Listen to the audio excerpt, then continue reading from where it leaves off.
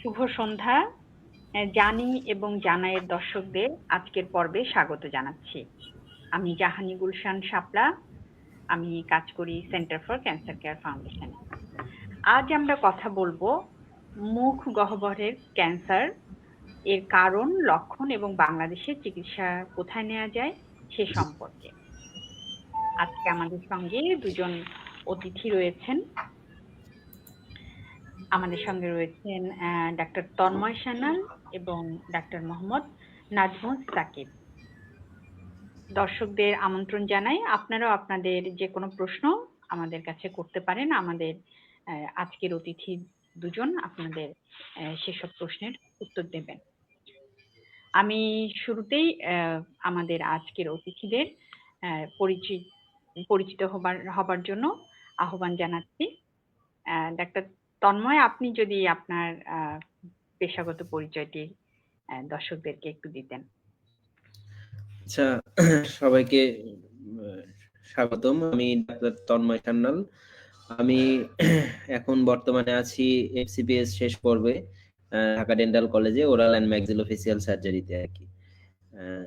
এই তো পেশাগত পরিচয় এইটুকুই। মানে মূলত আমরা দন্ত চিকিৎসক এবং হচ্ছে মুখ ও গহ্বরের মুখমণ্ডলের হচ্ছে ফ্র্যাকচার, ক্যান্সার, এই ব্যাপারগুলোই আমরা ডিল করে থাকি আর কি। ধন্যবাদ তন্ময়।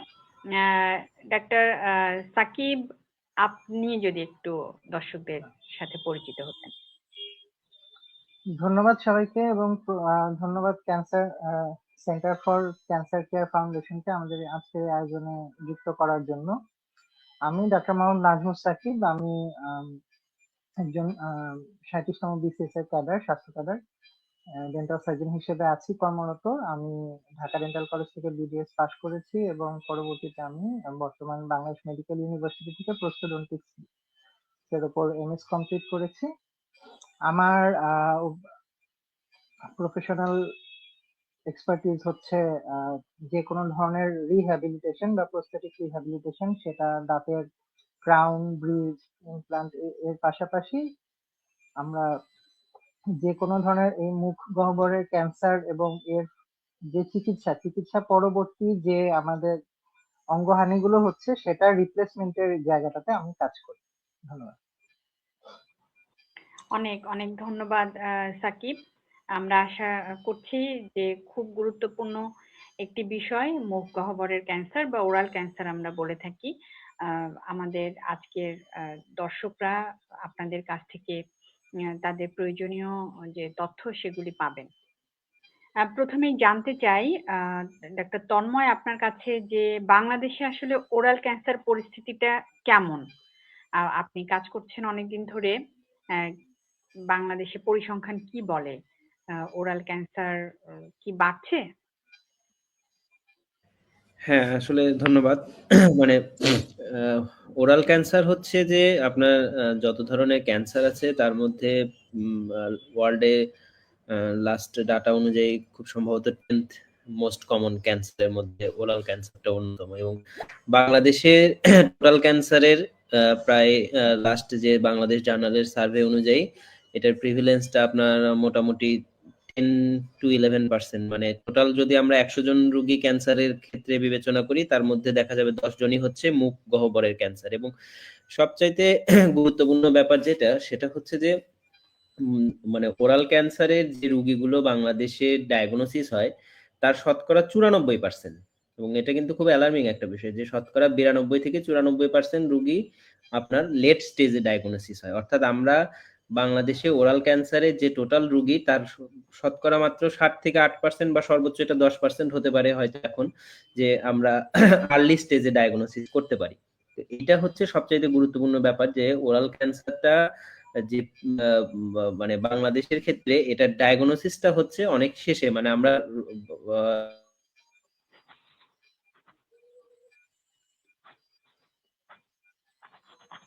থাকেন না।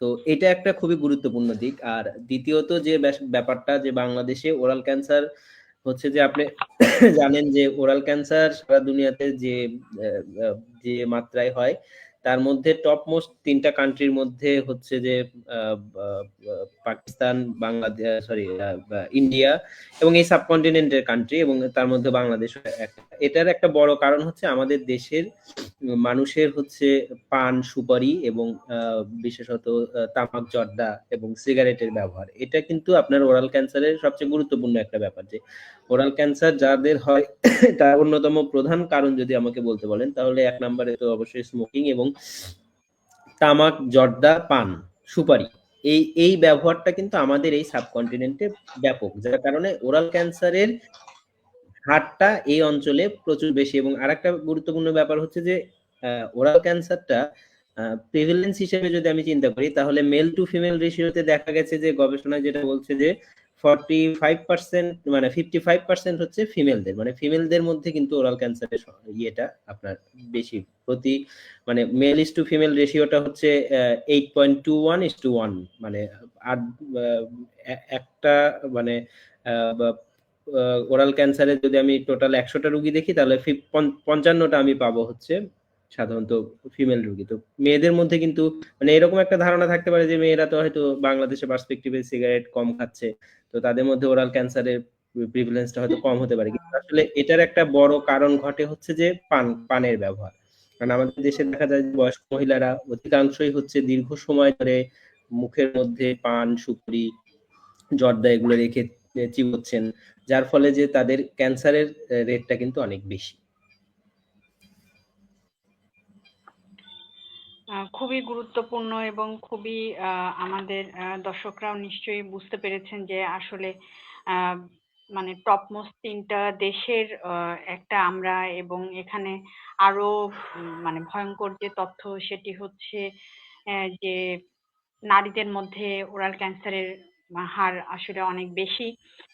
সেক্ষেত্রে আপনি যেটা বলছিলেন ডাক্তার তন্ময়, যে স্মোকিং বা তামাক বা পান এই ধরনের কারণগুলো খুবই গুরুত্বপূর্ণ। এছাড়া কি আর কোনো কারণ আছে যেগুলো আপনার মনে হয় যে আসলে আমাদের সতর্ক থাকা উচিত বা আমাদের একেবারেই বাদ দেওয়া উচিত ব্যক্তি পর্যায়ে বা রাষ্ট্রীয় পর্যায়ে? মানে ওরাল ক্যান্সারের অন্যতম প্রধান যে কারণগুলো, তার মধ্যে আসলে এইগুলোকেই প্রধানত বলা হয়। এর পাশাপাশি আপনার মানে আরেকটা অ্যালকোহলিজম একটা কারণ আছে। আর মুখের ঘা, এটা একটা খুব গুরুত্বপূর্ণ সিমটম, যে মুখের কোনো ঘাকেই নেগলেক্ট করা যাবে না। এবং আমরা যেটা বলে থাকি যে, আমাকে কি শোনা যাচ্ছে? জি জি, শোনা যাচ্ছে। আচ্ছা, আমরা যেটা বলে থাকি যে আপনার 3 সপ্তাহের অধিক যে কোনো মুখের ঘাকেই আপনারা কেউ নেগলেক্ট করবেন না। তো এই যে এই কারণগুলোর মধ্যে প্রধানত আপনি ধরে রাখতে পারেন যে তামাক পাতা, জর্দা, পান, বিড়ি, সিগারেট, অ্যালকোহল, এই প্রধানত হচ্ছে আপনার ওরাল ক্যান্সারের মূল কারণ। মুখের ঘার কথা বলছিলেন ডাক্তার তন্ময়। এখন আমার ব্যক্তিগতভাবে জানার ইচ্ছা যে আসলে মুখের ঘা কি, আমরা যদি বলি যে আমাদের মুখ গহ্বরের যে পরিচ্ছন্নতা, সেটার সাথে যুক্ত কোনো ইস্যুস? মানে আমার কাছে আপনার কথাটা শুনতে শুনতে মনে হলো যে আমরা কি আসলে আহ, মানে একেবারে মুখের আমাদের স্বাস্থ্য পরিচ্ছন্নতা এই বিষয়গুলো নিয়ে মানে যথেষ্ট সচেতন বা আমরা আহ, জানি কিনা? হ্যাঁ, আপনার কাছে কি মনে হয় যে কোনো বিশেষ বার্তা আছে যেটা দর্শকদের দেয়া প্রয়োজন, যাতে মুখে কোনো ধরনের ঘা না হয়? মানে যে রিজন গুলো আপনি বলেছেন ওরাল ক্যান্সারের ক্ষেত্রে, এর বাইরে? আচ্ছা, প্রথমত হচ্ছে যে মানে সচেতনতার কথা যেটা বললেন, যে ওরাল হাইজিন, মানে আমরা মেডিকেল টার্মে যেটা ব্যবহার করি যে মুখের পরিচ্ছন্নতা, ওরাল হাইজিনের ক্ষেত্রে এটা আমার ব্যক্তিগত যে অভিজ্ঞতায় যেটা দেখা যায় যে বাংলাদেশে আসলে ওরাল হাইজিন মেইনটেইন ওইভাবে মানুষের মধ্যে হয় না। এটার একটা বড় কারণ হচ্ছে দারিদ্রতা। আমরা নিম্ন আয়ের একটা দেশ, সুতরাং মানুষের মধ্যে আসলে মুখ মুখ মুখ গহ্বরের যে পরিচ্ছন্নতা, ওরাল হাইজিনের ব্যাপারটা, এটা মেইনটেইন করার প্রথমত হচ্ছে সুযোগটাও খুব সীমিত। দ্বিতীয়ত হচ্ছে ওইভাবে জনগণের মধ্যে সচেতনতাও তৈরি হয় নাই। এই দুইটা মানে এইটা হচ্ছে বাস্তবতা, মানে আসলে ওইভাবে মুখ গহ্বরের পরিচ্ছন্নতা বা ওরাল হাইজিন নিয়ে আহ, খুব একটা বা জাতীয় পর্যায়ে আমি যদি চিন্তা করি তাহলে খুব একটা সচেতনতা নাই। ইদানিং কিছু কিছু ক্ষেত্রে হয়তো আম, আহ, শহর কেন্দ্রিক অঞ্চলগুলোতে কিছুটা বাড়ছে, তবে সেটাও খুব একটা সিগনিফিকেন্ট নয়। এটা হচ্ছে একটা প্রথম দিক। দ্বিতীয়ত হচ্ছে মুখের ঘায়ের কথা যেটা বললেন, যে মুখের ঘায়ের ব্যাপারে আমি সবসময় যে কথাটা আজকের এই অনুষ্ঠানের মাধ্যমে দর্শকদের এবং সাধারণ মানুষের কাছে মানে পৌঁছানোর জন্য বলবো, সেটা হচ্ছে যে আপনারা মুখের যে কোনো ঘা, সেটা 3 সপ্তাহের অধিক যে কোনো ঘা অবহেলা করা যাবে না।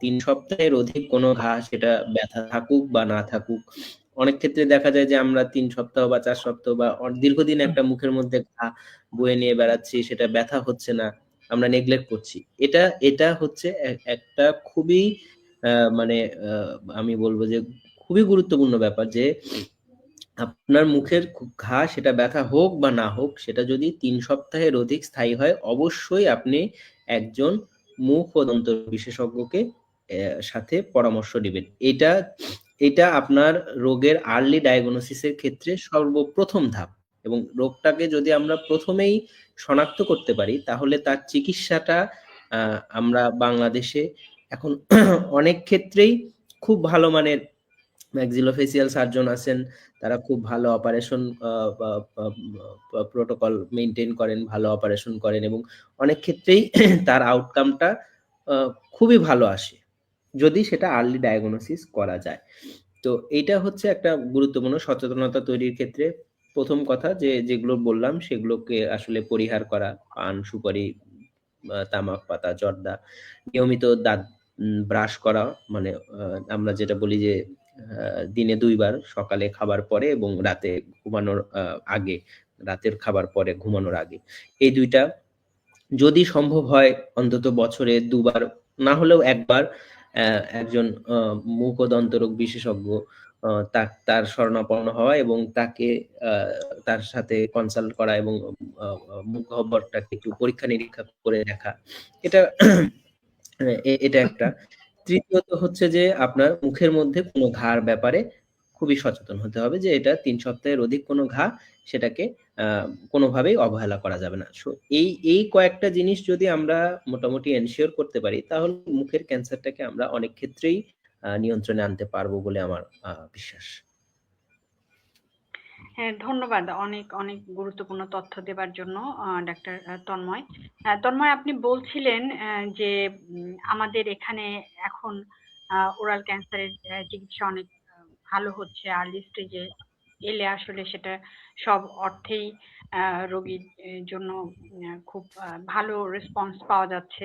আহ, আমাদের দর্শকরা আসলে জানতে চান যে আমাদের এই যদি কেউ দুর্ভাগ্যবশত ওরাল ক্যান্সারে আক্রান্ত হনই, বা কেউ যদি সন্দেহ করেন যে উনি এরকম ঝুঁকিতে আছেন কিনা, তাহলে আসলে কোথায় যাবেন, কোন প্রতিষ্ঠানগুলোর কাছে যাবেন, ঢাকায় এবং ঢাকার বাইরে যেখানে গেলে উনি চিকিৎসা পেতে পারেন?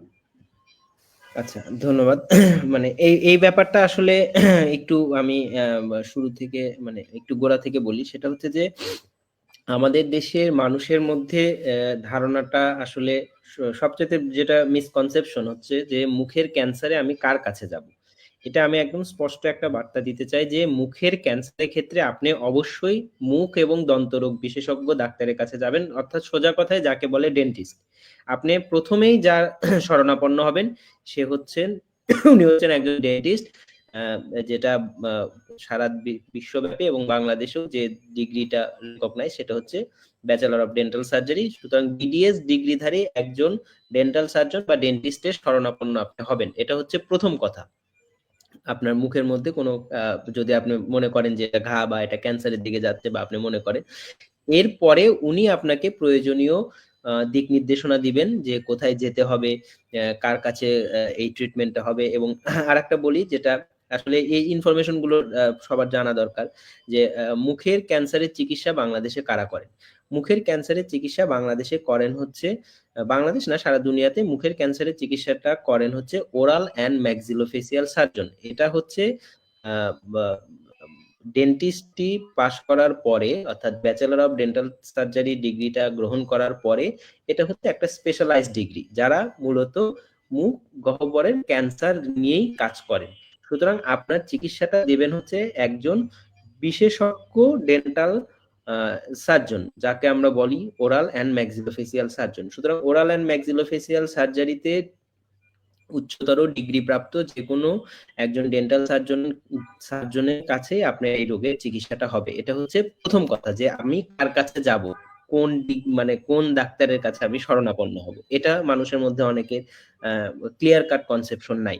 এমনকি অনেক শিক্ষিত মানুষের মধ্যে এটা নাই, যে তারা জানেন না কার কাছে যেতে হবে, এবং বিভিন্ন জায়গায় তারা ঘোরাঘুরি করেন।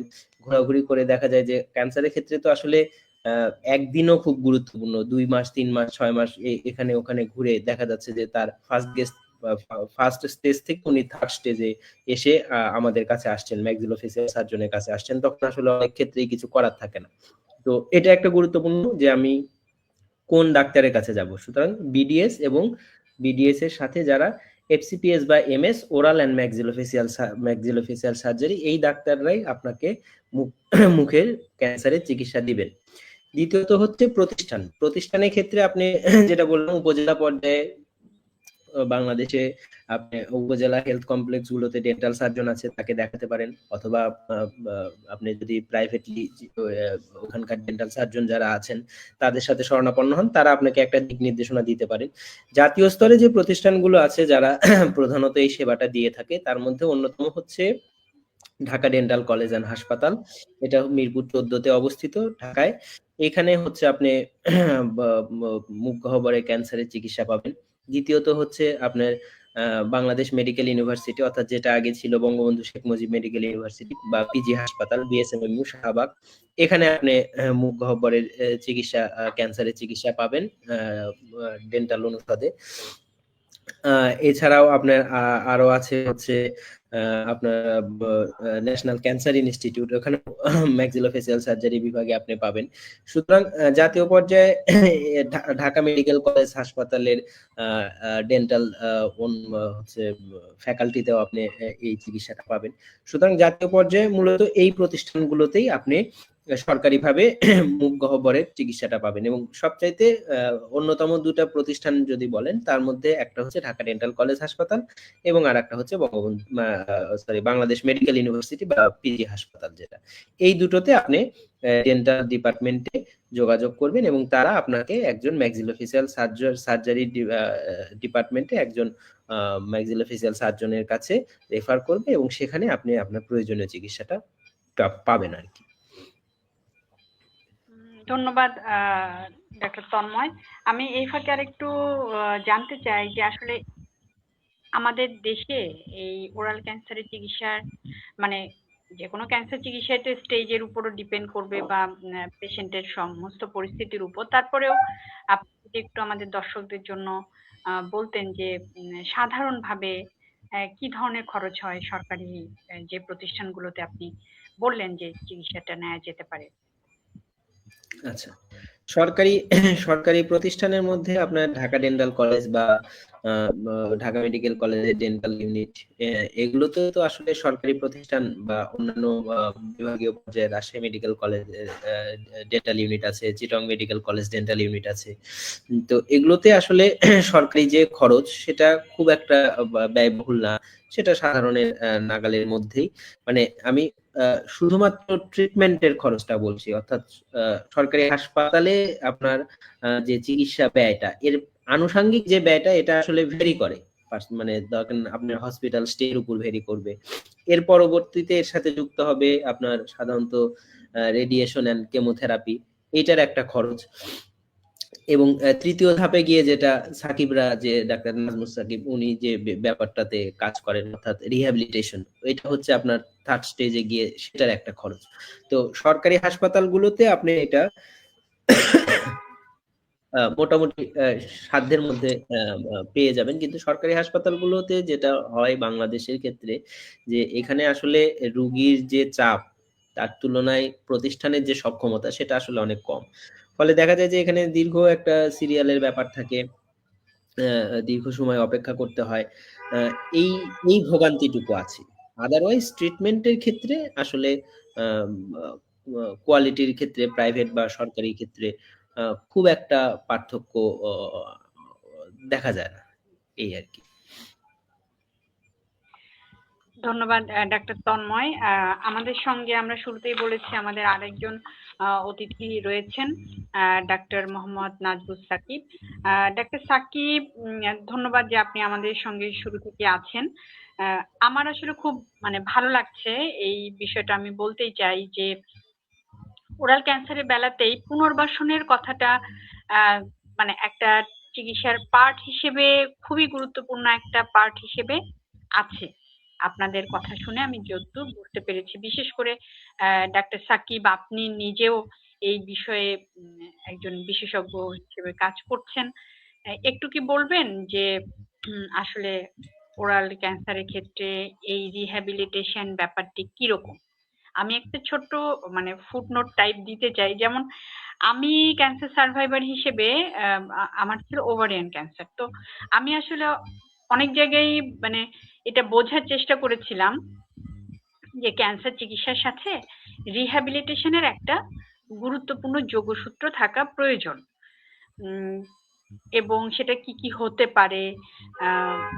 কিন্তু যেমন আমার বেলাতেও আমি কিন্তু খুব বেশি এই বিষয়গুলো নিয়ে সংশ্লিষ্ট যারা বিশেষজ্ঞ চিকিৎসক আছেন বা চিকিৎসার সাথে যুক্ত নীতি নির্ধারণে যারা আছেন, খুব একটা এই রিহ্যাবিলিটেশনের বিষয়টাকে অ্যাড্রেস করতে দেখি নাই। কিন্তু ওই যে কথাটি বললাম যে ওরাল ক্যান্সারের ক্ষেত্রে এটা একটা গুরুত্বপূর্ণ, খুবই গুরুত্বপূর্ণ একটি চিকিৎসা অনুষঙ্গ বা চিকিৎসার অন্যতম গুরুত্বপূর্ণ অংশ। সাকিব, আপনি যদি এই বিষয়ে আমাদের বলেন। ধন্যবাদ। রিহ্যাবিলিটেশনের ব্যাপারটা এটা শুধুই যে আমরা একটা অঙ্গহানি হয়েছে সেটাকে আমরা রিহ্যাবিলিটেশন বা প্রতিস্থাপন করছি, ব্যাপারটা শুধু এখানেই শুরু না। আমি যদি একটু পেছন থেকেও আসি তাহলে ব্যাপারটা এরকম হয় যে একজন ক্যান্সার আক্রান্ত ব্যক্তি, তার একটা মানসিক ধাক্কা যায়, পারিপার্শ্বিক একটা অর্থনৈতিক ধাক্কার পাশাপাশি তার একটা সাইকোলজিক্যাল ইফেক্ট থাকে। তো যখন আপনি রিহ্যাবিলিটেশনের কথাটা বলবেন তখন এখানে আমরা একই সাথে তার মানসিক একটা রিহ্যাবিলিটেশনের ব্যাপার থাকে, তার পারিবারিক বা সামাজিক একটা রিহ্যাবিলিটেশনের ব্যাপার থাকে, এবং এর সাথে অবশ্যই গুরুত্বপূর্ণভাবে আমাদের যে অঙ্গহানি হচ্ছে সেটার রিহ্যাবিলিটেশনের ব্যাপার থাকে। এটা যে কোনো ক্যান্সারের ক্ষেত্রে প্রযোজ্য। কিন্তু যখন আমরা মুখগহ্বরের ক্যান্সারের কথা বলি, এখানে আমাদের কিছু নির্দিষ্ট এটারও আমাদের কাছে ডেটা আছে যে কোন কোন অংশে বেশিরভাগ ক্ষেত্রে আমাদের ক্যান্সার আক্রান্ত হয়। তো এই ক্ষেত্রে আমাদের প্রথম আসা হচ্ছে আমাদের সব থেকে বেশি যে অংশগুলো সব থেকে বেশি প্রমিনেন্টলি আমরা দেখি, এখানে আমাদের ঠোঁট আছে, মুখের ভেতরে গাল, তালু, জিহ্বা এবং জিহ্বার নিচের অংশ এবং চোয়ালের হাড়, এই জিনিসগুলো ইনভলভ থাকে। তো ব্যাপারটা এমন হয় যে আমরা সার্জারি গুলো যখন করা হয়, ওরাল ম্যাক্সিলোফেশিয়াল সার্জনরা যখন সার্জারি করেন, তো তারা ক্যান্সার সার্জারির ক্ষেত্রে যে অংশটুকু আক্রান্ত তার সাথে আশেপাশের একটা অংশ আমাদেরকে এখানে ইনক্লুড করা হয়, যে একটু আমরা হচ্ছে যে হেলদি টিস্যু আমরা একটু রিমুভ করা হয়। তো এই ক্ষেত্রে যেটা হয় যে যখন আমি আমার মুখমণ্ডলের কোনো জায়গাতে আমার ক্যান্সারের কারণে অঙ্গহানি হচ্ছে বা একটা সার্জারির কারণে একটা রিসেকশনের কারণে সরে যাচ্ছে চেহারা থেকে একটা অংশ, তো এটা কিন্তু স্বাভাবিকভাবেই মানুষের একটা খুব একটা প্রায়োরিটির ব্যাপার যে আমার চেহারাটার যেন আহ একটা আকার আকৃতিটা ঠিক থাকে। এবং এটা শুধু দেখার ব্যাপারও না, এর পাশাপাশি ফাংশনের ব্যাপার আছে। আমরা কথা বলা, খাবার খাওয়া, এমনকি নিঃশ্বাস প্রশ্বাসের ক্ষেত্রেও আমাদের এই জিনিসগুলো একটা ইফেক্ট থাকে। তো এই অঙ্গহানির একটা প্রভাব পড়ে। তো এই ধরনের ক্ষেত্রে আমাদের রিহ্যাবিলিটেশন গুলো এর জন্য খুব গুরুত্বপূর্ণ হয়ে যায়। তো এবং এটা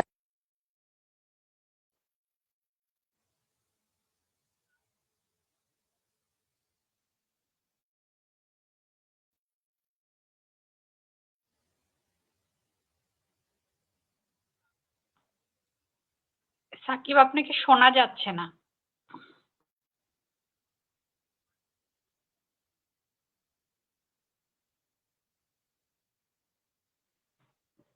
সাকিব, আপনাকে শোনা যাচ্ছে না।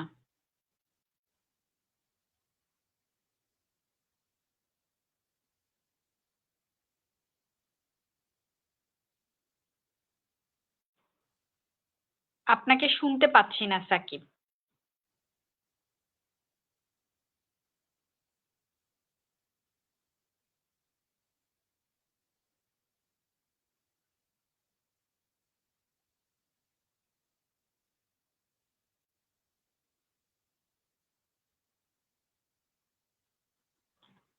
সাকিব, আপনি শুনতে পাচ্ছেন আমাদেরকে?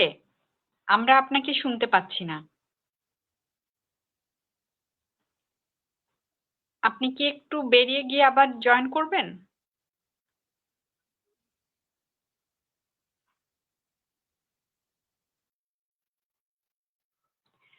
তন্ময়, আপনি কি শুনতে পাচ্ছেন আমাকে?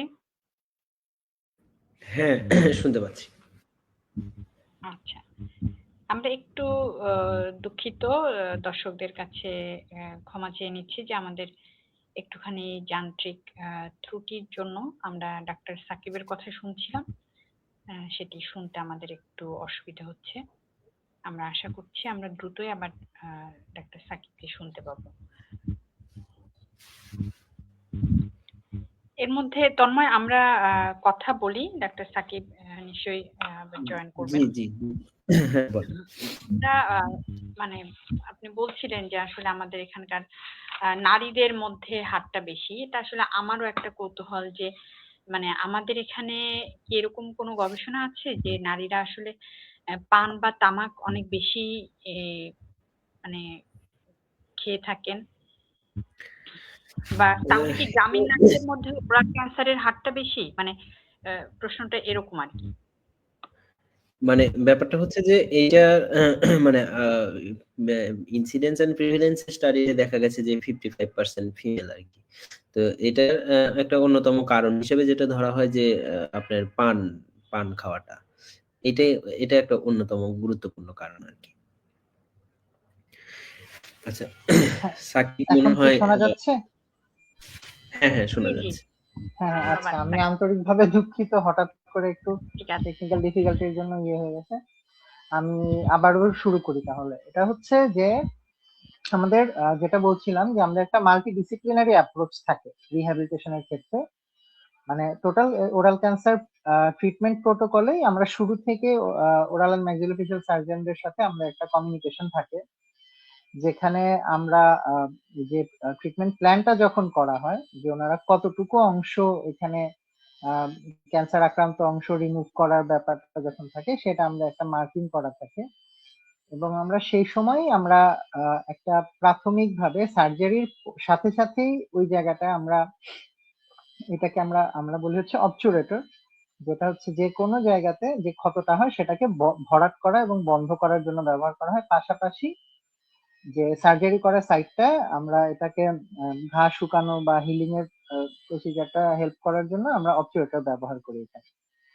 তো এইটা প্রস্তুতের জন্য ক্যান্সারের মানে সার্জারির আগেই আমরা পেশেন্টের আমাদের কাছে একবার আসে, তখন আমরা এটা প্রস্তুতির জন্য পেশেন্টের মুখে আমরা একটা মাপ নিই এবং তার পরবর্তীতে সার্জারির পরে আমরা প্রাথমিকভাবে এটা দেওয়া হয়।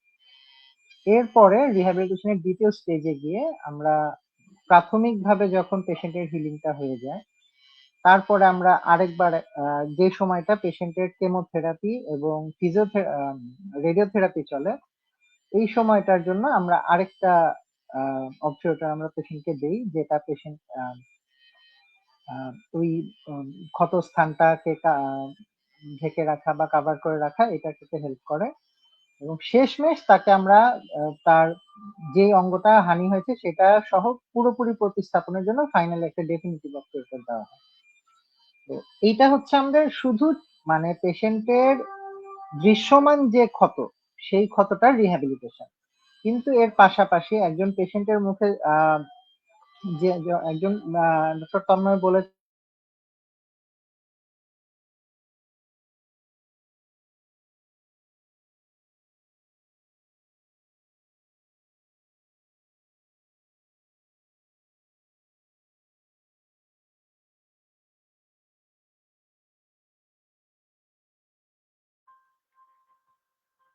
ডাক্তার সাকিব, আমরা আপনাকে শুনতে পাচ্ছি না।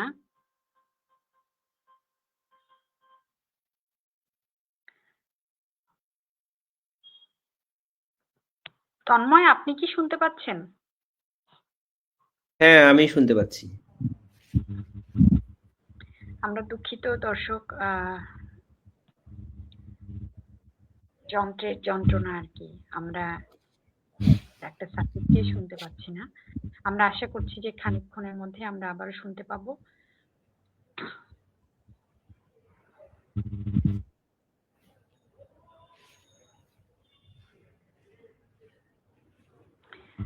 তন্ময়, সাকিব যে প্রসঙ্গে বলছিলেন, আপনি কি কিছু সাপ্লিমেন্ট করতে চান?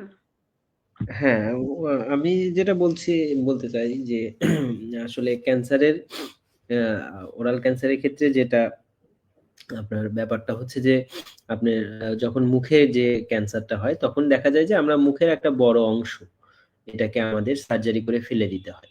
তো যেহেতু এটা ২ দিক থেকেই গুরুত্বপূর্ণ। একটা হচ্ছে তার বাহ্যিক আ সৌন্দর্যের দিক যে আমার মুখের একটা অংশ ফেলে দিতে হচ্ছে। দ্বিতীয়ত হচ্ছে যে এটা তো আমাদের খাদ্য গ্রহণের একমাত্র রুট যেটা দিয়ে আমরা খাবার খাই।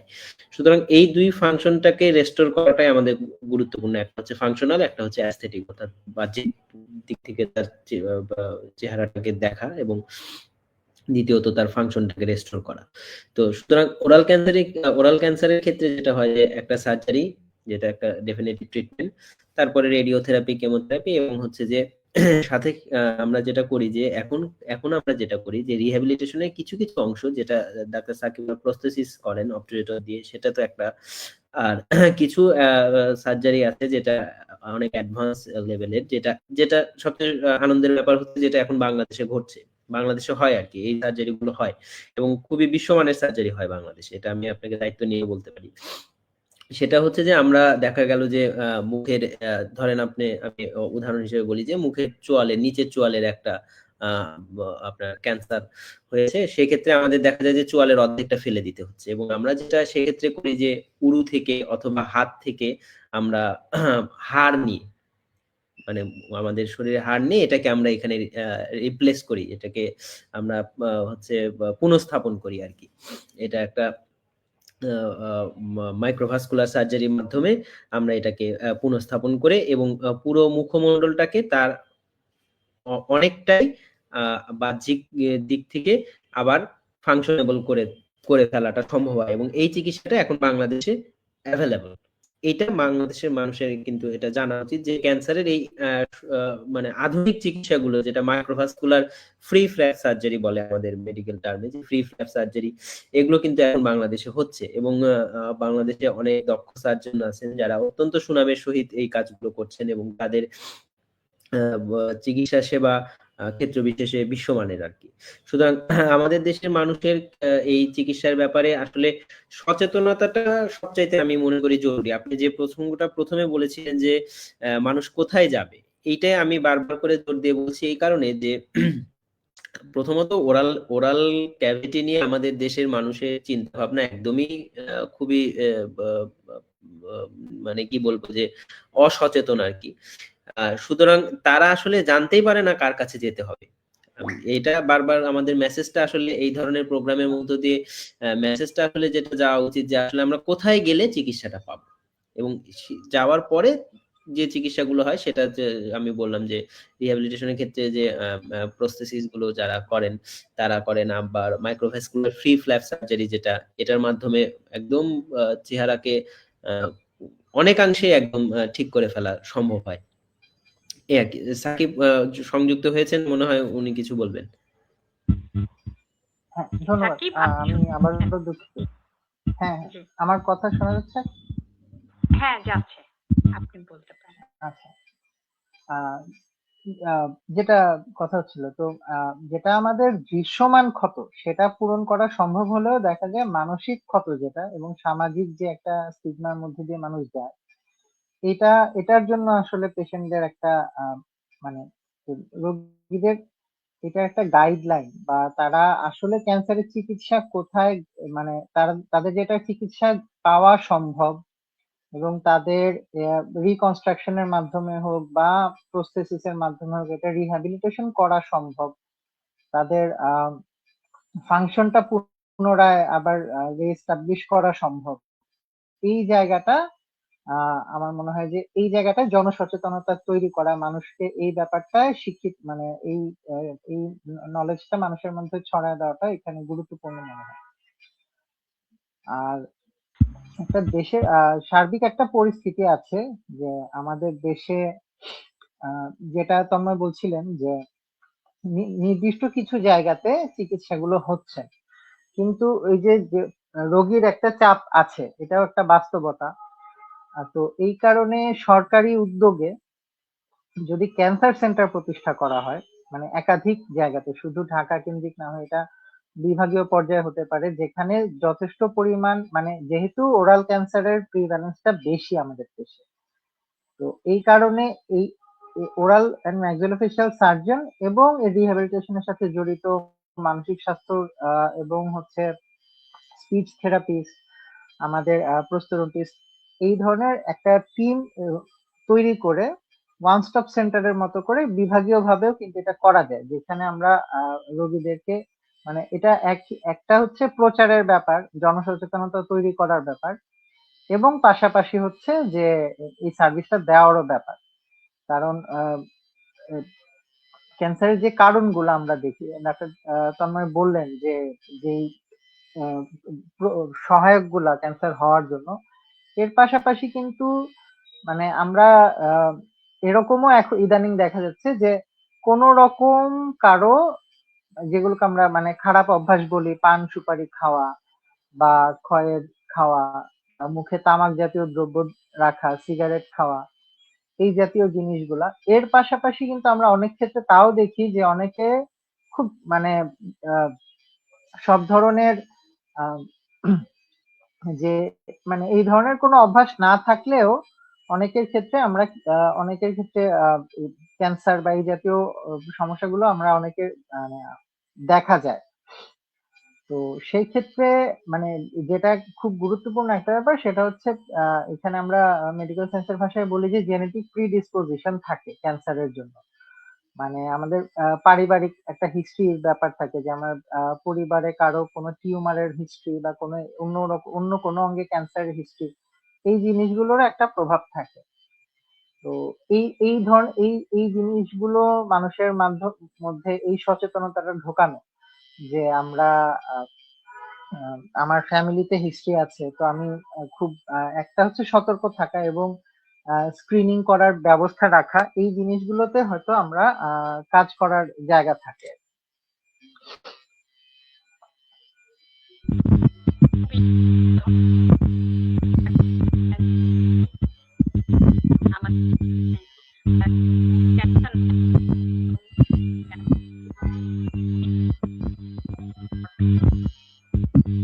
যেমন স্ক্রিনিং এর ব্যবস্থা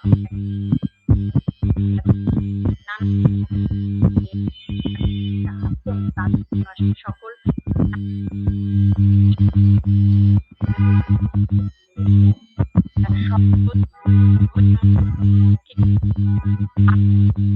আসলে হবে, এবং আমরা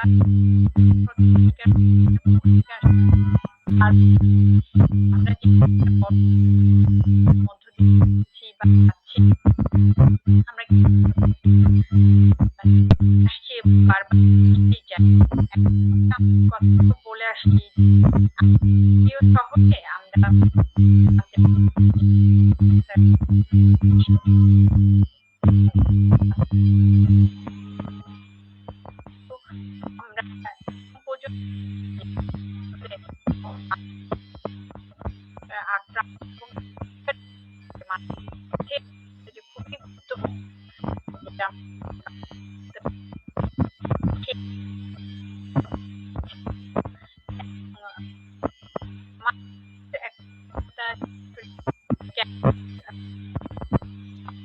আমরা আপনার কথা অস্পষ্ট,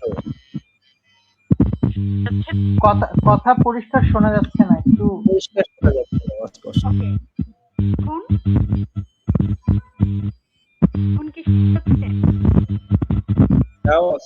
একটা রিভার্বেশন হচ্ছে আর কি।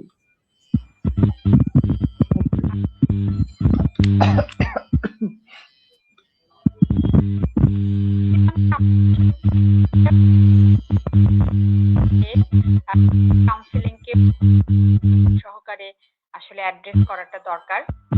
দুজনের কাছেই আমি ক্যান্সার কন্ট্রোল পলিসি বা পলিসি লেভেলে আসলে কি কি করা দরকার বলে আপনারা মনে করেন আপনাদের অভিজ্ঞতা থেকে?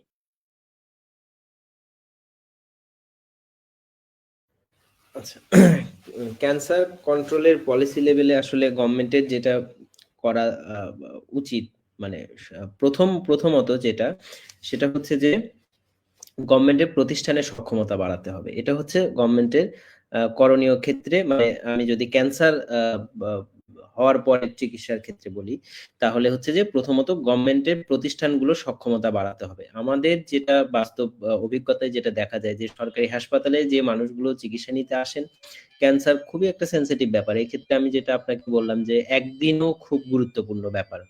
এক্ষেত্রে দেখা যায় যে আমাদের হসপিটালের, এবং এটা তো আসলে অন্যান্য ধরেন অন্যান্য অনেক রোগের মতো যে আমি বেডে ঢাকা মেডিকেলে গেলে আপনি দেখবেন যে ফ্লোরে ট্রিটমেন্ট হচ্ছে, আসলে ওভাবে তো ক্যান্সারের ট্রিটমেন্ট দেওয়া পসিবল হয় না। তো এটা একটা সফিস্টিকেটেড ট্রিটমেন্ট, যার কারণে এখানে অনেকগুলো ব্যাপার জড়িত আছে। সুতরাং গভর্নমেন্টের ক্ষেত্রে যেটা করতে পারে সেটা হচ্ছে যে প্রথমত তার যে সমস্ত প্রতিষ্ঠানগুলো আছে এই প্রতিষ্ঠানগুলোর সক্ষমতা বাড়াতে হবে। দ্বিতীয়ত হচ্ছে এই প্রতিষ্ঠান এই ক্যান্সারের, ওরাল ক্যান্সারের ব্যাপারটাকে যথেষ্ট গুরুত্ব সহকারে প্রচার করা, এবং জেলা পর্যায়ে না হলেও অন্তত বিভাগীয় পর্যায়ে গভর্নমেন্ট যদি অন্তত 4 থেকে 5টা ম্যাক্সিলোফেসিয়াল সেন্টার এবং ওরাল ক্যান্সার সেন্টার প্রতিষ্ঠা করতে পারে, এটা আমি মনে করি যে খুব গুরুত্বপূর্ণ ভূমিকা রাখবে ওরাল ক্যান্সারের চিকিৎসার ক্ষেত্রে। আমি যেটা বললাম যে বাংলাদেশে আসলে ওরাল ক্যান্সারের চিকিৎসা সেবা দেওয়ার মতো দক্ষ চিকিৎসকের সংখ্যা কিন্তু আছে, এবং তারা, আমি একদম দায়িত্ব নিয়ে বলছি, তারা বিশ্বমানের চিকিৎসা প্রদান করতে সক্ষম।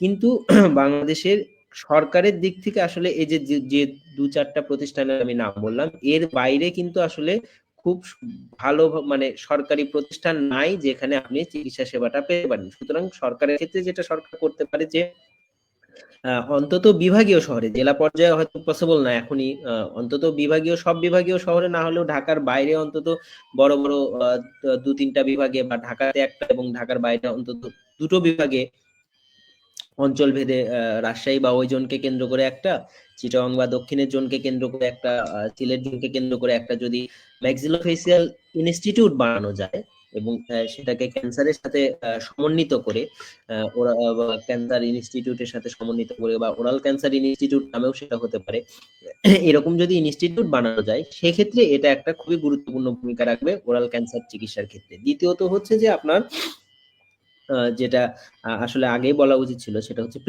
প্রিভেনশনের ক্ষেত্রে যেটা, সেটা হচ্ছে জনগণের সচেতনতা বাড়াতে হবে। আমি যেটা বললাম যে মুখের মধ্যে কোনো ঘা, সেটা 3 সপ্তাহের অধিক হলেই যেন মানুষ একজন ডেন্টিস্টের শরণাপন্ন হন, এর প্রচারণাটা গভর্নমেন্টের পক্ষ থেকে খুব ব্যাপকভাবে, এটা টিভি মিডিয়া এবং হচ্ছে এখন সোশ্যাল মিডিয়াতে আছে, এগুলোতে গভর্নমেন্টের প্রচারণাগুলো বাড়াতে হবে, যাতে মানুষ সচেতন হতে পারে যে আসলে আমার মুখের মধ্যে একটা ঘা নিয়ে আমি বয়ে বেড়াচ্ছি।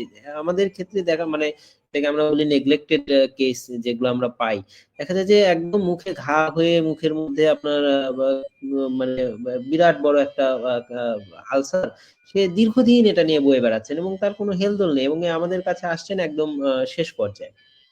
সুতরাং এই প্রচারণাটা খুব জরুরি, যে 3 সপ্তাহের অধিক কোনো ঘা, এটা আমি বারবার এই মেসেজটা দিতে চাচ্ছি যে 3 সপ্তাহের অধিক কোনো ঘা কোনোভাবেই আর অবহেলা করা যাবে না। এটাকে অবশ্যই একজন ডেন্টিস্টের শরণাপন্ন হয়ে দেখিয়ে নিতে হবে যে এটা আসলে আমরা যেটা বলি বেনাইন না ম্যালিগন্যান্ট, অর্থাৎ এটা কি ক্যান্সারাস লেশন, অর্থাৎ ক্যান্সার হওয়ার সম্ভাবনাময়ী ঘা, নাকি ক্যান্সার বিহীন যে ধরনের ঘা আছে সেই ঘা। এটা আপনি একবার নিশ্চিত হয়ে গেলে দেন আপনি যদি সেটা ক্যান্সার মানে ক্যান্সারাস লেশন না হয়, তাহলে তো আসলে এটা যা ট্রিটমেন্ট সেই ট্রিটমেন্ট অনুযায়ী রিজলভ হয়ে যাবে। আর যদি ক্যান্সার হয়েও থাকে তাহলে যেটা হবে যে আপনি খুব আর্লি এটা ডায়াগনোসিসটা করতে পারবেন। সুতরাং এই ক্ষেত্রে সরকারের যেটা গুরুত্বপূর্ণ সেটা হচ্ছে যে সরকারি প্রচারণাটা চালাতে পারে, এবং দ্বিতীয়ত হচ্ছে যে উপজেলা পর্যায়ে যেটা মনে করি যে উপজেলা হেলথ কমপ্লেক্স গুলোতে ডেন্টাল চিকিৎসা সেবার মানটাকে আরো সমৃদ্ধ করতে হবে। অর্থাৎ আমাদের এখনো উপজেলা পর্যায়ে হেলথ কমপ্লেক্স গুলোতে মাত্র একজন ডেন্টাল সার্জন থাকেন। সুতরাং এই লক্ষ বা শত শত বা হাজার হাজার লক্ষ লক্ষ মানুষের বিপরীতে একজন মানুষ আসলে ওইভাবে ভায়াবল নেই এই ব্যাপারটা। সুতরাং সেই সংখ্যাগুলোকে বাড়ানো সম্ভব। তাহলে যেটা হবে যে প্রান্তিক মানুষরা উপজেলা হেলথ কমপ্লেক্স গুলোতে অন্তত প্রাথমিক ডায়াগনোসিস তার দ্বারা পসিবল হবে। তার পরবর্তীতে সেটাকে সেকেন্ডারি বা টারশিয়ারি সেন্টারে পাঠানো এবং সেটা উনি পাঠাতে পারবেন। তৃতীয়ত ব্যাপার হচ্ছে যে রিহ্যাবিলিটেশনের ক্ষেত্রে একটা বিরাট বড় কিন্তু আপনার জার্নি। এই রিহ্যাবিলিটেশনের যে জার্নিটা, সেই জার্নিটা একটা আপনি নিজেও যেটা বললেন যে ক্যান্সার সার্ভাইভাল, আপনি নিজেও হয়তো জানেন। রিহ্যাবিলিটেশনের ক্ষেত্রে আসলে গভর্নমেন্টকে এগিয়ে আসতে হবে। এইখানে গভর্নমেন্ট যদি না এগিয়ে আসে তাহলে একটা পরিবারের পক্ষে ক্যান্সার চিকিৎসার ব্যয় বহন করা এটা আসলে খুবই একটা ভয়াবহ একটা ব্যাপার। সুতরাং গভর্নমেন্টকে এই সমস্ত জায়গায় সাবসিডি গুলো বাড়াতে হবে, হেলথে বাজেটটা বাড়াতে হবে এবং যেটা বললেন যে যদি এই ইনস্টিটিউট গুলো, ক্যান্সার ইনস্টিটিউট গুলো, ওরাল ক্যান্সার ইনস্টিটিউট গুলো তৈরি করা যায়, অন্তত পক্ষে আমি বারবার বলছি অন্তত পক্ষে 2 বা 3টে, যে আপনার উত্তর অঞ্চলকে কেন্দ্র করে একটা হতে পারে, দেশের দক্ষিণ অঞ্চলের জন্য একটা ইনস্টিটিউট হতে পারে, অন্য আরো এরকম জোন অনুযায়ী ভাগ করে যদি অন্তত 3টা ইনস্টিটিউট যদি গভর্নমেন্ট তৈরি করতে পারে, তাহলে যে দক্ষ ডাক্তাররা আছেন বাংলাদেশে, ম্যাক্সিলোফেসিয়াল সার্জনরা, তারা আসলে সেবাটা দিতে পারবেন এবং এখান থেকে দেশের বাইরে রুগী যাওয়ার যে খরচ, সেটাও মানে যাওয়ার যে হার, এটা অনেকটা কমে আসবে বলে আমি মনে করি। তো এই হচ্ছে বেসিক্যালি গভর্নমেন্টের দিক থেকে আসলে করণীয়।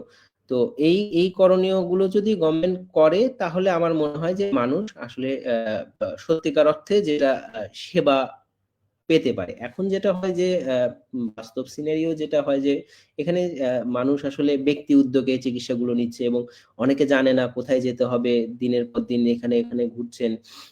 তারপরে তার হয়তো একরকম ভাবে তার একটা সার্জারি হয়ে গেল, এরপরে তার রেডিওথেরাপি, কেমোথেরাপি, তার রিহ্যাবিলিটেশন, তার রিকনস্ট্রাকশন, এগুলো আসলে একটা দীর্ঘমেয়াদী প্রক্রিয়া। এবং আমি যেটা বাস্তব অভিজ্ঞতায় দেখেছি যে একটা ক্যান্সারের ক্ষেত্রে, মুখের ক্যান্সারের ক্ষেত্রে একটা তো মানে ক্যান্সার মানেই তো একটা ট্রমা, এর সাথে সাথে যেটা যুক্ত হয় যে শরীরের অন্যান্য অনেক অংশে ক্যান্সার হলে আপনি সেটা বাহ্যিক ভাবে বুঝতে পারছেন না। ধরেন আপনি ব্লাড ক্যান্সার হলো, তো আপনি আপনার চেহারা বা বাহ্যিক ভাবে কোনো ক্ষত হচ্ছে না, কিন্তু ওরাল ক্যান্সারের ক্ষেত্রে তো একটা বাহ্যিক ক্ষত হয়। সুতরাং এর মেন্টাল ট্রমাটা কিন্তু একটা হিউজ একটা ট্রমা।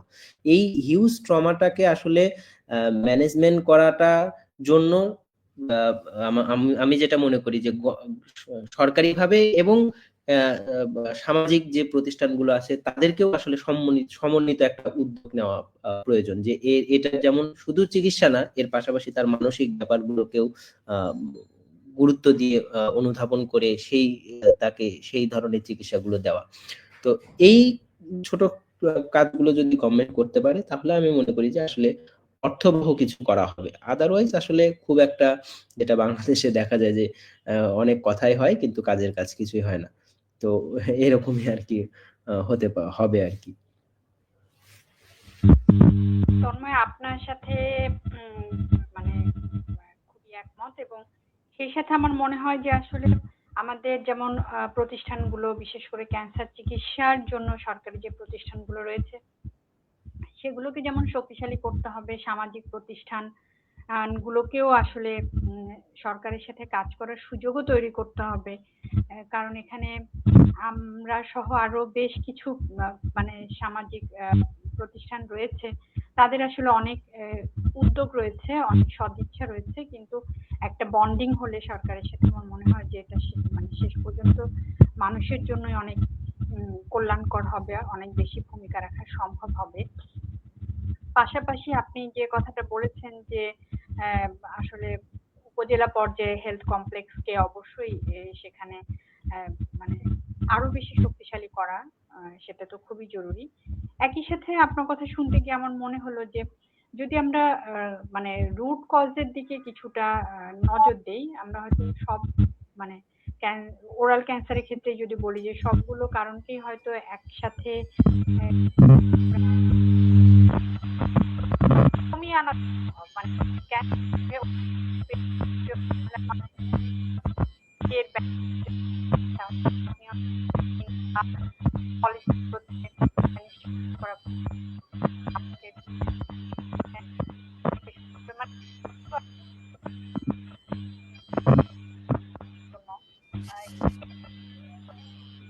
শাপলা আপা, আপনাকে শোনা যাচ্ছে না। তাহলে আজকে তো আমি মনে হয় সাকিবের কথা আমার কথা কি শোনা যাচ্ছে এখন? আমার আসলে একটু টেকনিক্যাল প্রবলেম হচ্ছে। এখন কি শোনা যাচ্ছে? হ্যাঁ হ্যাঁ, শোনা যাচ্ছে। আচ্ছা, আমি আর মানে আমি জাস্ট গুছিয়ে আর কিছু কথা জাস্ট শেষ করতে চাই। সেটা হচ্ছে যে আম, তন্ময় যেটা বললেন যে উপজেলা পর্যায়ে এখানে আরেকটা আহ, দুইটা পয়েন্ট আমি জাস্ট অ্যাড করতে চাই। একটা হচ্ছে যে আমাদের ডেন্টাল সার্জন যারা উপজেলায় পোস্টেড থাকেন, উপজেলা এবং জেলা পর্যায়ে মানে পেরিফেরিতে যারা সার্ভিস দেন, তাদের প্রাথমিক পর্যায়ে এই ক্যান্সার চিহ্নিতকরণ বা পেশেন্টদের সাথে এই কমিউনিকেশনটা বিল্ড আপ করা, পেশেন্টদের এডুকেট করা, এই ব্যাপারটার উপরে প্রশিক্ষণ, সরকারিভাবে প্রশিক্ষণের একটা ব্যবস্থা করা যায়। এটা হচ্ছে ক্যান্সার স্ক্রিনিং এর ক্ষেত্রে আমাদের খুব প্রাইমারি লেভেলে যারা সার্ভিস প্রোভাইডার তাদের জন্য এটা খুবই গুরুত্বপূর্ণ।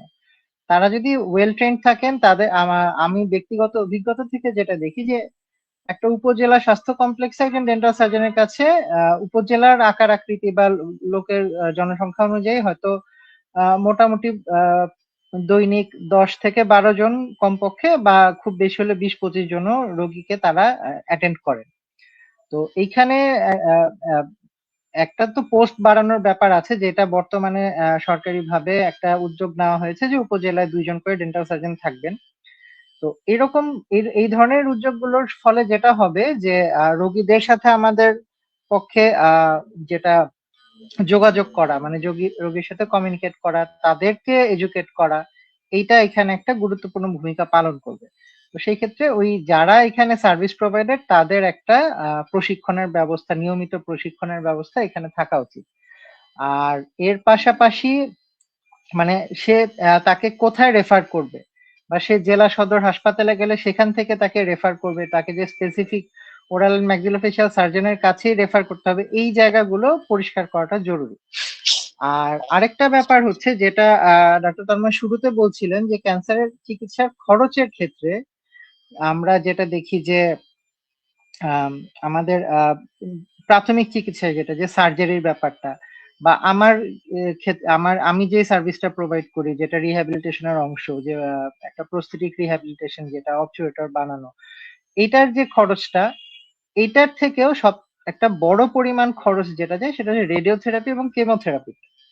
তো এইখানে একটা আমাদের জাতিগতভাবেই আমাদের সক্ষমতা বৃদ্ধির একটা অংশ হিসেবে এই রেডিওথেরাপি, কেমোথেরাপির সাথে সংশ্লিষ্ট বিভিন্ন রকমের উপকরণ এবং কাঁচামাল উৎপাদনের ক্ষেত্রে এইখানে আমাদের দেশে সরকারের পক্ষ থেকে উদ্যোগ নেওয়া যায় যে মানে দেশে এই ধরনের প্রোডাকশন করা যায় কিনা, সেক্ষেত্রে কিন্তু এখানে আমাদের খরচ কমানোর একটা সুযোগ থাকে। এই দুইটা সাজেশন আছে। পাশাপাশি যেটা আমি শুরুতেও বললাম যে আমি ব্যক্তিগত একটা মানে অভিজ্ঞতা, যেটা আমি বাংলাদেশ মেডিকেল ইউনিভার্সিটি প্রস্তরোলজি ডিপার্টমেন্টে কাজ করার সময় যেটা লক্ষ্য করেছি যে এখানে আমরা যখন কাজ করি অনেকে অনেক রকমের অভিজ্ঞতার মানে ক্লিনিক্যাল অভিজ্ঞতা এক একজনের এক এক রকম থাকে। তো যখন একজন ক্যান্সার আক্রান্ত পেশেন্ট আসেন, আপনারা অনেকে হয়তো দেখে থাকতে পারেন বা ডাক্তার তন্ময় উনি নিত্য নৈমিত এটা দেখেন যে তাদের যে অ্যাপিয়ারেন্সটা থাকে, বাহ্যিক যে অ্যাপিয়ারেন্সটা থাকে, সেটা অনেকের ক্ষেত্রে ভীতিকর হয়। তো এই ভীতিটা অনেক সময় আমরা যারা সার্ভিস প্রোভাইডার তাদের ভেতর যারা অপেক্ষাকৃত কম বয়স্ক বা অভিজ্ঞতা কম, তারা এই পেশেন্টদের হ্যান্ডেল করার ব্যাপারেও কিন্তু তাদের ক্ষেত্রে কিছুটা একটা রিজার্ভেশন কাজ করে, যে তারা সবসময় এই পেশেন্টদেরকে অ্যাটেন্ড করতেও অনেকে হয়তো বা স্বাচ্ছন্দ্য বোধ করেন না।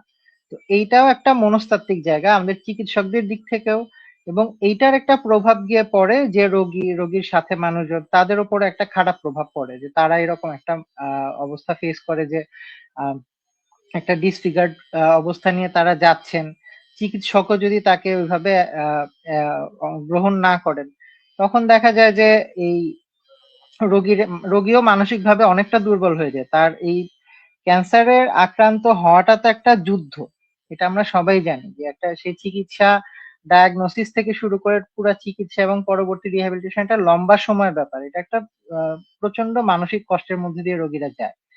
তো এইখানে আমাদের আসলে মানে চিকিৎসকদের জায়গা থেকে আমাদের অনেক বেশি মানবিক হওয়াটা প্রয়োজন এবং দায়িত্বশীলতার একটা খুব এখানে প্রয়োজনীয়তা থাকে। তো এইটাও আসলে হুট করে কারো কাছ থেকে আশা করার থেকে এটাও প্রশিক্ষণের মাধ্যমেই এটা আসলে দূর করা সম্ভব। তো এই জায়গাটার উপর বোধহয় একটা কাজ করার জায়গা থাকে কর্তৃপক্ষের দিক থেকে। আর একই সাথে এই মানসিক স্বাস্থ্যের দিকটা নজর রাখার জন্য ওই রোগীদেরকে মানসিকভাবে বলীয়ান করার জন্য যে কাউন্সেলিংটা, সেটাও মানে কিন্তু প্রাথমিকভাবে যে ডেন্টাল সার্জনের কাছে প্রথম ডায়াগনোসিস হচ্ছে বা পেশেন্ট প্রথমবার যার কাছে যাচ্ছে, তাকেও ওইভাবে প্রশিক্ষিত করা দরকার, যেন সে তাকে অন্তত পেশেন্ট ঘাবড়ে না গিয়ে যেন সে তার যে চিকিৎসা আছে এবং সম্পূর্ণ চিকিৎসাটাই তার এই দেশেই করা সম্ভব, এই জায়গাটার উপরে বোধহয় জোর দেওয়া উচিত। অনেক অনেক ধন্যবাদ। শোনা যাচ্ছে আমাকে? জি জি আচ্ছা, আমরা অনেকক্ষণ কথা বলেছি এবং খুব গুরুত্বপূর্ণ কিছু পরামর্শ এসেছে। নিশ্চয়ই আমরাও আশা করি যে দেশে ওরাল ক্যান্সারের হার কমে আসুক এবং কেউ আক্রান্ত হলে কোথায় যাবেন, আজকে যে তথ্যগুলো পেলেন সেই অনুযায়ী আমরা সতর্ক হব, সচেতন হব নিজেরা, এবং সমাজে আসলে এই সচেতনতার বার্তাটি ছড়িয়ে দিতে হবে। আমরা সবসময় একটা কথা বলে আসছি, সেটি হচ্ছে যে আসলে ক্যান্সারই বলি বা করোনাই বলি বা যে কোনো মানে সামাজিক মানে সমস্যা, সেটা আসলে পুরো সমাজকেই আসলে মোকাবেলা করতে হয় এবং সেই সমাজকে আসলে সমন্বিতভাবেই আসলে সেখান থেকে সমস্যার সমাধান বের করার পথও খুঁজে বের করতে হয়। ক্যান্সারের বেলাতেও আমাদের কাছে মনে হয়েছে যে আপনারা যা বলেছেন সেগুলোর ক্ষেত্রে যেমন রাষ্ট্রীয় পলিসি প্রয়োজন, সেরকম সমাজের সবাইকে আসলে এগিয়ে আসাটা খুবই প্রয়োজন। আমরা cancer centre for cancer care foundation থেকে বরাবর একটা কথা বলে আসছি যে আসলে যে পরিমাণ খরচ ক্যান্সার আক্রান্ত পরিবারকে বহন করতে হয় সেটা আসলে খুবই অমানবিক, এবং যে কারণে এটাও একটা রিজন হয়তো যে একটা বড় অংশ আক্রান্তরা আসলে চিকিৎসা থেকে ড্রপ আউট করতে বাধ্য হন। ফলে রাষ্ট্রকে আসলে এই দায়িত্বটা নিতেই হবে। ক্যান্সার আক্রান্ত বা এই ধরনের জটিল ব্যয়বহুল চিকিৎসা যেসব অসুস্থতায় হয় সেসবের জন্য আমাদের একটা জাতীয় তহবিল, আমরা বলছি যে জাতীয় ক্যান্সার তহবিল টাইপের কিছু, যেখানে দেশের সব মানুষ কন্ট্রিবিউট করবে, রাষ্ট্র সেটা লিড করবে, এরকম কিছু আসলে সবাই ভাবনা চিন্তা করা দরকার। কিন্তু আমরা সবসময় একটা কথা নিজেরা বিশ্বাস করি, সেটি হচ্ছে প্রিভেনশন। আমাদের মতো দেশে প্রিভেনশনের উপর আসলে গুরুত্ব দিতে হবে, যতখানি আমাদের নিয়ন্ত্রণে আছে। যে লক্ষণগুলোর কথা ডাক্তার তন্ময় বলেছেন, ঝুঁকির কথা বলেছেন, সেই জায়গাগুলো আমরা যেন সতর্ক থাকি। আমরা আশা করি যে একদিন বাংলাদেশে ওরাল ক্যান্সারের যে হার সেটি একেবারেই কমে আসবে। নিশ্চয়ই এদেশের মানুষ স্বাস্থ্য সুরক্ষার ক্ষেত্রে আরো উন্নত মানসম্পন্ন একটি রাষ্ট্রীয় পলিসি এবং ব্যবস্থাপনার মধ্যে যাবে, সে আশাবাদ তো আমরা করতেই পারি। আপনাদেরকে অনেক অনেক ধন্যবাদ লম্বা সময় দেবার জন্য। আজকে জানি এবং জানের দর্শকদেরকে ধন্যবাদ। আমরা চেষ্টা করব যে আজকে যে কথাগুলো হয়েছে সেগুলো থেকে অবশ্যই আমরা এই কাজটা করবই, যে কি কি কারণে ক্যান্সার হয়, ঝুঁকিগুলো কি, লক্ষণগুলো কি, সেগুলো নিয়ে আমরা নানান ধরনের সামাজিক মাধ্যমে আমাদের পক্ষ থেকে আমরা আসলে প্রচার করতে চাই। আমরা আশা করি যারা দেখছেন তারাও তাদের মতো করে বার্তাগুলো ছড়িয়ে দেবেন। আপনাদেরকে আবারও ধন্যবাদ জানিয়ে, দর্শকদের সকলকে ধন্যবাদ জানিয়ে আজকে জানিও জানাই এখানে শেষ করছি। আগামী মাসে আমরা আরো একটি বিষয় নিয়ে কথা বলবো। সবাই ভালো থাকবেন, সুস্থ থাকবেন। ধন্যবাদ। ধন্যবাদ। তন্ময়। ধন্যবাদ।